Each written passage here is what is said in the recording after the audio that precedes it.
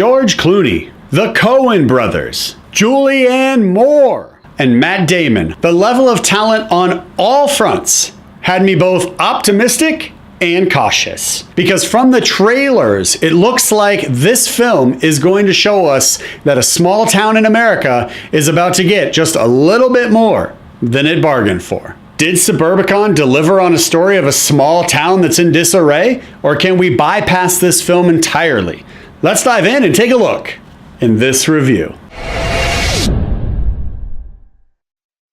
So overall, this movie did not know what story it really wanted to tell.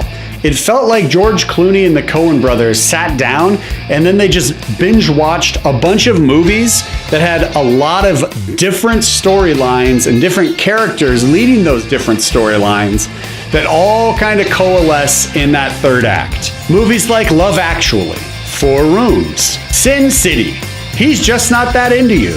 Then after watching all of those films, they decided they wanted to make something similar to what they just watched, and my goodness, did they try to make something similar. And the trailers are misleading because they lead us to believe that we're going to be following Matt Damon on this story in his journey, and we do, but we also have several other characters and subplots that we're going to follow along with, but we're only going to get so much information in each one to show that there was thought put into it, but not enough thought to make every single story work for this film. We get a lot from Julianne Moore because the film starts off and she's playing twins. We get a lot from Noah Jupe, who is the son of Matt Damon in this film, and it's actually his character that goes from start to finish, and we barely see him in the trailers. We also have a storyline that deals with the new black neighbors that move into this neighborhood. There was a lot of thought that they put into this film, but unfortunately, like I said, the stories are not as fully developed as they should have been, which makes the overall story suffer. Now, the acting in this film overall is actually really well done. The acting is at the caliber that we would expect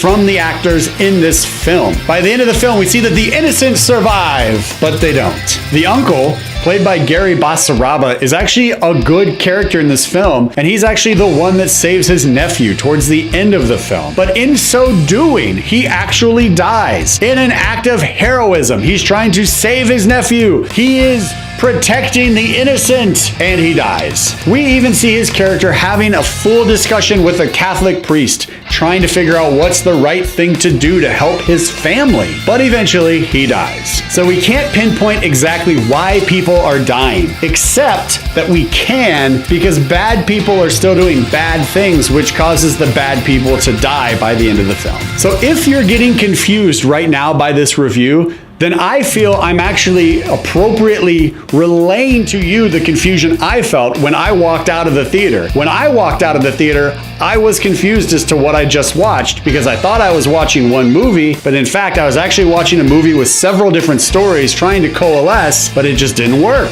I understood kind of what they were going for in each story that they were telling. I just didn't think that the stories all meshed together by the third act to make one overall experience enjoyable. Suburbicon is in theaters right now, and if you enjoy crime dramas that look at life from several different lenses, then this is probably going to be a film for you.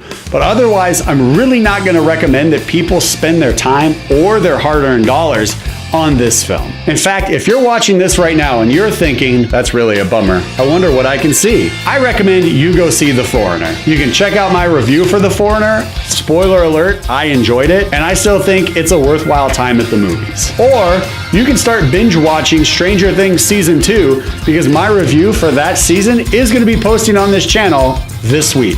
So in closing, Suburbicon is a great example about how a few adequately written stories can become baffling and confusing and convoluted if they're not fully formed and fleshed out, and the director isn't able to deliver on all of those stories to us in the time allotted for the time that we're in the theater. Suburbicon is playing at your local movie theater right now, and it's getting 0 high fives from this guy.